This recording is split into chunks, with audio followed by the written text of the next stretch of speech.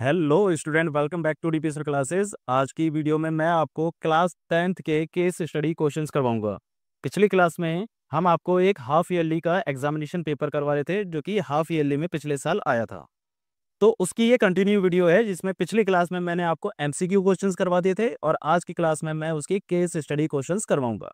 देखिए, case study जो questions होते हैं बच्चों को थोड़ा सा टफ लगते हैं, उनको समझने में थोड़ा सा प्रॉब्लम आती है। तो आज की क्लास में हम समझेंगे कि किस प्रकार से इन क्वेश्चनों को करना होता है और किस प्रकार से इन क्वेश्चनों को समझना होता है। ठीक है, और एग्जाम पॉइंट ऑफ व्यू से ये बहुत ही हेल्पफुल है। 3 क्वेश्चन आपके गारंटेड आते ही आते हैं जिसमें वो आपके टोटल 12 नंबर आपके कवर करते हैं। ठीक है ना, तो एग्जाम पॉइंट ऑफ व्यू से ये 12 नंबर के क्वेश्चन हैं और इनको समझना बहुत आसान है। अगर आप समझ गए ना तो गारंटेड 12 नंबर आप इजिली तरीके से ला सकते हो। तो चलिए स्टार्ट करते हैं आज की क्लास को क्वेश्चन नंबर फर्स्ट के साथ।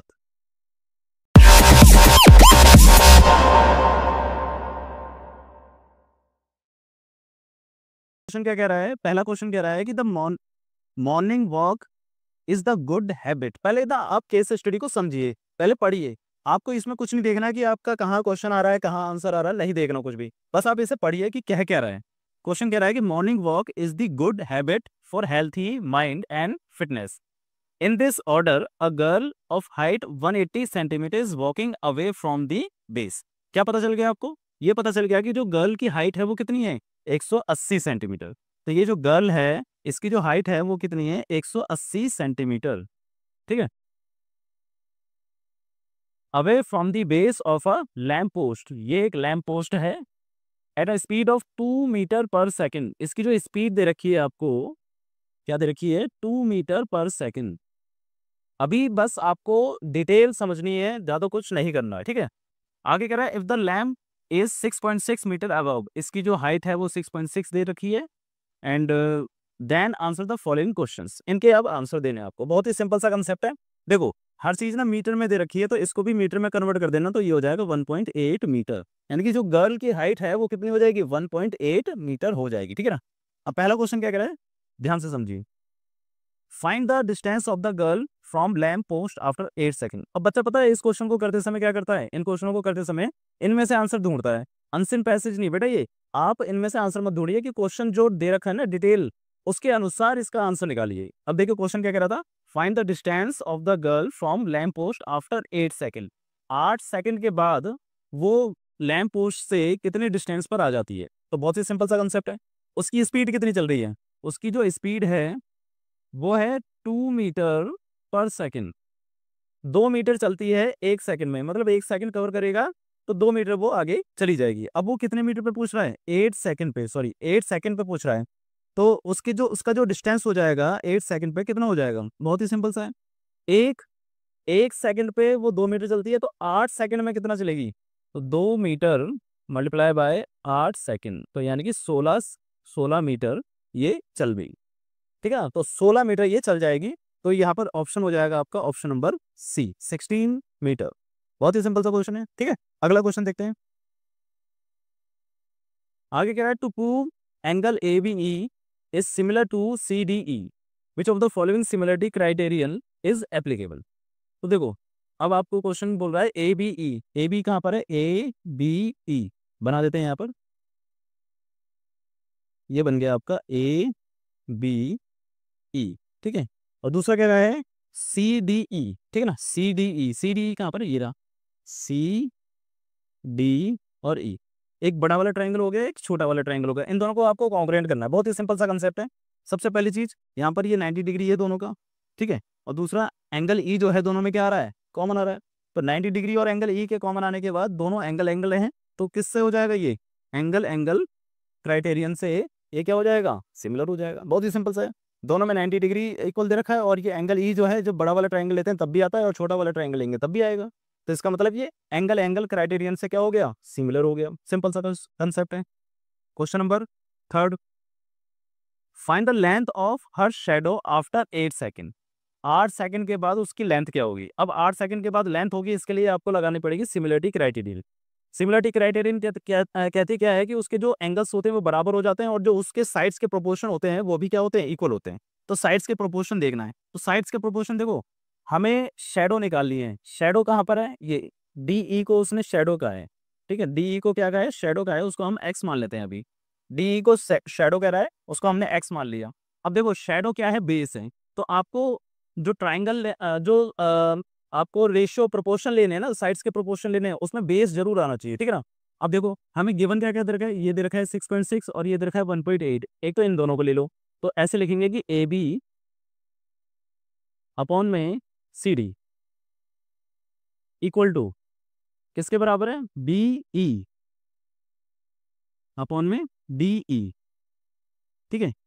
ए बी और सी डी का जो प्रोपोर्शन है वो किसके बराबर है, इस वाली साइड की, बी ई और डी ई के प्रोपोर्शन के बराबर है, ठीक है ना। अब कैसे करेंगे, देखो ए बी कितना है 6.6, सी डी कितना है, सी डी ये रहा 1.8 इक्वल टू बी ई कितना है, बी से लेकर ई। अब देखो बी से ई कितना होगा, बी से ई होगा, अब इसको हम मान लेंगे B D plus D E, B D plus D E upon में डी ई। अब हालांकि डी ई को हमने क्या मान लिया है, एक्स मान लिया है, ठीक है। अब देखो पॉइंट से पॉइंट हट जाएगा तो ये बच जाएगा आपके पास 66 अपॉन में 18 इक्वल टू, अब डी ई कितना है, एक्स है, और बी डी कितना है, बी डी क्वेश्चन के अनुसार ये कह रखा है कि आफ्टर 8 सेकंड, 8 सेकंड के बाद की शेडो बतानी है, तो इसका मतलब बी से लेकर डी जो है 8 सेकंड हो चुका होगा। 8 सेकंड में वो कितने मीटर चल लेती है, सबसे पहले क्वेश्चन में हमने बताया था 16 मीटर, तो इसका मतलब बी डी की जो वैल्यू है वो कितना हो जाएगा 16, यहाँ बी डी की जगह लिख देंगे 16 प्लस एक्स अपॉन में एक्स, ठीक है, 16 प्लस एक्स अपॉन में एक्स, समझ में आ रहा होगा। 8 सेकंड की बात चल रही है, तो 8 सेकंड के अंदर वो बी से लेकर डी कितना कवर कर पाई होगी, 16 मीटर कवर कर पाई होगी, ठीक है ना।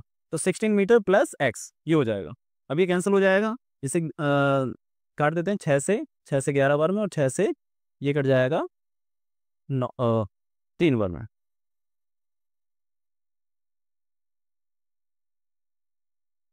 तीन बार में। अभी हो जाएगा आपके पास 11/3 equal to 16 plus x upon में एक्स, ये इधर मल्टीप्लाई हो जाएगा, 11x इक्वल टू में ये इधर मल्टीप्लाई हो जाएगा, तो 48 प्लस 3x, 3x इधर आ जाएगा, तो 11x माइनस का 3x इक्वल टू 48, और ये हो जाएगा आपके पास 8x इक्वल टू में 48, और कैंसिल हो जाएगा ये आपके पास 6 टाइम में, तो x की वैल्यू कितनी आ रही है 6 मीटर। तो मतलब जो उसकी शेडो है, शेडो की हाइट जो होगी, मतलब लेंथ जो होगी वो कितनी होगी 6 मीटर कम से कम होगी ही होगी, ठीक है ना। अब क्वेश्चन में ना यहाँ पर थोड़ा सा ध्यान देना है आपको, देखो ऑप्शन दे रखा है 9.2 metre, 6.2 metre, 7.3 metre, none of the above. आपको नन पे नहीं लगाना, यहाँ पर ना 6.2 पे लगाना है, क्योंकि देखो हम एज्यूम कर रहे हैं कि उसकी जो हाइट है वो 6 मीटर तो होगी होगी, तो जो ऑप्शन है ना वो 6.2 जो है नियरेस्ट टू 6 है, ठीक है ना। तो हम ऑप्शन किस पर टिक लगाएंगे, 6.2 पे, ठीक है। इस चीज को पेपर में थोड़ा सा ध्यान रखना है आपको, ठीक है। अगला क्वेश्चन देखते हैं। क्वेश्चन कह रहा है विच of the following mathematical concept is used for finding the length of girls shadow. आपने किस कंसेप्ट का इस्तेमाल किया, आपने सिमिलरिटी का इस्तेमाल किया, किसका इस्तेमाल किया, सिमिलरिटी का। तो इसमें भी आपका ऑप्शन क्या आ जाएगा, सिमिलरिटी, ठीक है ना। कॉन्ग्रुएंसी का इस्तेमाल नहीं करा, पाइथागोरस का नहीं करा, आपने किसका करा है, सिमिलरिटी का इस्तेमाल करा है, तो इसलिए ऑप्शन क्या हो जाएगा आपका, सिमिलरिटी। बात समझ में आ रही है। अगला क्वेश्चन,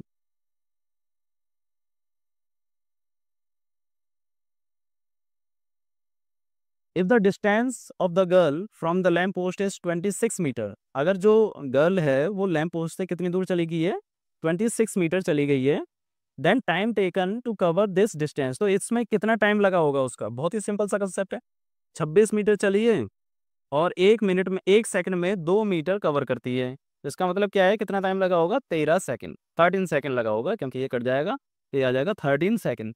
तो इसका ऑप्शन क्या हो जाएगा, ऑप्शन नंबर सी 13 सेकंड। बहुत ही सिंपल से क्वेश्चन है, ज़्यादा कुछ इसमें डाउट या ज़्यादा कोई कंसेप्ट नहीं है, बस आपको ध्यान क्या रखना है, जो भी आपको डिटेल दे रखी थी क्वेश्चन के अनुसार उस डिटेल का ध्यान रखना है। अगर आपने डिटेल सही से पढ़ ली ना तो सारे क्वेश्चन आपके इजीली तरीके से हो जाएंगे। और ये देखो 5 नंबर का क्वेश्चन आएगा या 4 नंबर का क्वेश्चन आएगा, 5 या 4 नंबर में आपके कितने सिंपल सिंपल से क्वेश्चन है, कहीं पर भी गलती होने के चांसेस है ही नहीं, क्योंकि आधे से ज्यादा चीजें तो आपको जो स्टोरी दे रखी होगी उसमें समझ में आ जाएगी, ठीक है ना। अगला क्वेश्चन करते हैं, ये क्वेश्चन आपको समझ में आ गया होगा। अगला क्वेश्चन करते हैं, चलिए अगला क्वेश्चन है प्रोबेबिलिटी का। क्या कह रहा है कि on a weekend Rani was playing card with her family, the deck has 52 cards. जो जो डेक होती है उसमें कितने कार्ड्स होते हैं? 52 कार्ड्स। कितने होते हैं? 52 cards. If her brother draw one card, अगर उसका भाई जो है एक कार्ड निकालता है तो पूछ रहा है कि find the probability of getting a king of red colour. King of red colour. अच्छा बताओ, किंग कितने होते हैं? टोटल जो किंग होते हैं वो कितने होते हैं? वो होते हैं 4। ठीक है, जिसमें से ब्लैक के 2 होते हैं और रेड के 2 होते हैं। ठीक है ना। अब क्वेश्चन किसकी बात कर रहा है? रेड कलर की। अब ये बताओ कि फेवरेबल कितना हो जाएगा? फेवरेबल आउटकम्स कितने हो जाएंगे बताओ? यानी कि फेवरेबल क्या है? King of red colour. Red colour के किंग कितने होते हैं? 2। कितने होते हैं? 2। और टोटल कितना है आपके पास? टोटल है 52 कार्ड्स। ठीक है, अब आपको प्रोबेबिलिटी का फॉर्मूला याद है? प्रोबेबिलिटी का फॉर्मूला क्या होता है बताओ? प्रोबेबिलिटी का फॉर्मूला होता है favourable outcome divide by total outcome. ठीक है, favourable outcome divide by total outcome. और फेवरेबल कितने हैं? 2। और टोटल कितने हैं? 52। तो कितना आ गया आपके पास? 26। 1/26। तो इसका ऑप्शन क्या हो जाएगा? 1/26। समझ में आ रहा होगा? फेवरेबल आउटकम्स क्या है? 2 है, ये समझ में आ रहा होगा, क्योंकि रेड कलर के किंग कितने होते हैं? टोटल तो होते हैं 4, बट रेड कलर के कितने होते हैं? 2। तो इसका ऑप्शन हो जाएगा 1/26 यानी कि ए। तो ऑप्शन नंबर ए हो जाएगा इसका आंसर। बात समझ आ रही है? सिंपल सा क्वेश्चन है।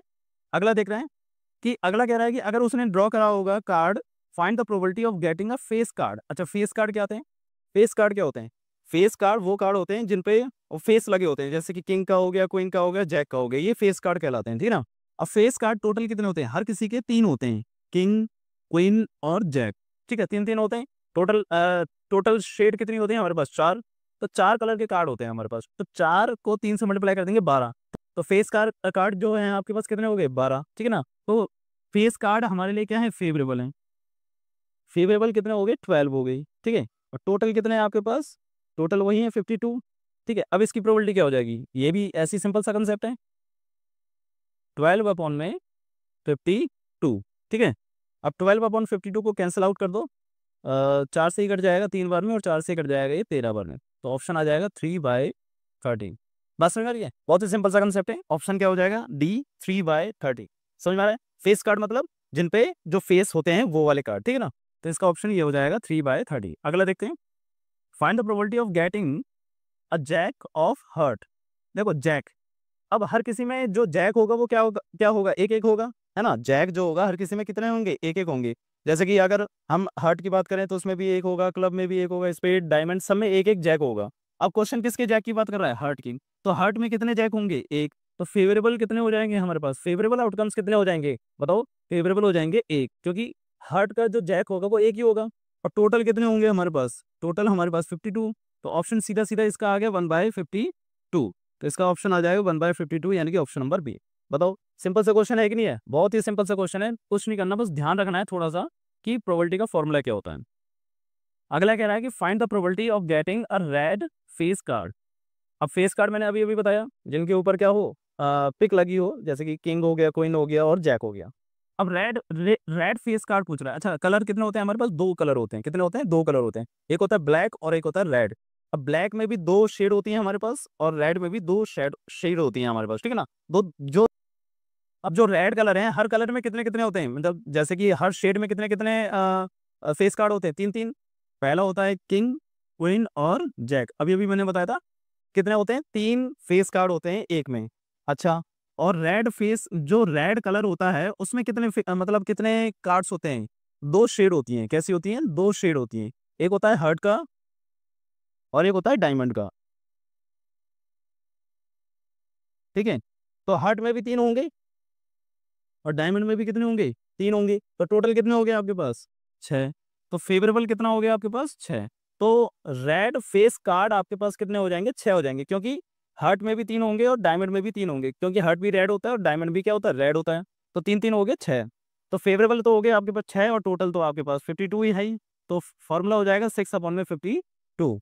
ये कट जाएगा 2 से कट जाएगा 3 बार में, और 2 से कट जाएगा 26 बार में। तो ऑप्शन आ जाएगा 3/26। इसका ऑप्शन आ गया 3/26। अब इसमें ऑप्शन कोई नहीं है तो हम किस पे टिक लगाएंगे? नन ऑफ दी अबव पे। ये नन ऑफ दीज जो हो जाएगा इसका ऑप्शन हो जाएगा। वैसे तो हमें पता है कितना हो जाएगा, 3/26। ठीक है, अगला देखते हैं। क्वेश्चन कह रहा है the probability of getting a speed. Speed मतलब एक शेड। ठीक है ना। और एक शेड में कितने टोटल कार्ड्स होते हैं? बताओ कितने टोटल कार्ड होते हैं हमारे पास? 13। कितने होते हैं? 13। अब हर शेड में 13 कार्ड होते हैं, तभी जाके मल्टीप्लाई हो गए 52 कार्ड्स आपके बनते हैं, ठीक है ना। तो हर शेड में 13 कार्ड होते हैं। अब क्वेश्चन कह रहा है गेटिंग अ स्पेड, अगर उसने स्पेड निकाला हो तो स्पेड निकाला हो तो फेवरेबल कितना हो जाएगा? 13। और टोटल कितने हैं आपके पास? 52। तो ये कट जाएगा कितने बार में? 4 बार में। तो इसका ऑप्शन हो जाएगा 1/4। सिंपल सा कंसेप्ट है, ठीक है ना। तो इसका ऑप्शन आ जाएगा ऑप्शन नंबर सी, 1/4। ठीक है। तो इस तरीके से आपने केस बेस्ड स्टडी के 2 क्वेश्चन सही से समझ लिए। कमेंट करके जरूर बताना कि आपको समझ में आए या नहीं आए, ठीक है। और अगर वीडियो अच्छी लगी हो तो इसको लाइक जरूर करना और शेयर करना अपने फ्रेंड्स में। अगली वीडियो में मैं आपके लिए इसके पार्ट 2 लेके आऊंगा। ये पार्ट 1 है आपके लिए केस स्टडी का, ठीक है ना। अब इसमें दो दो क्वेश्चन और हैं, तो 2 क्वेश्चन अगली क्लास में मैं और लेके आऊंगा। जब तक आप इनको समझिए और सही से करिए। तो मिलते हैं फिर अगली क्लास में नई वीडियो के साथ।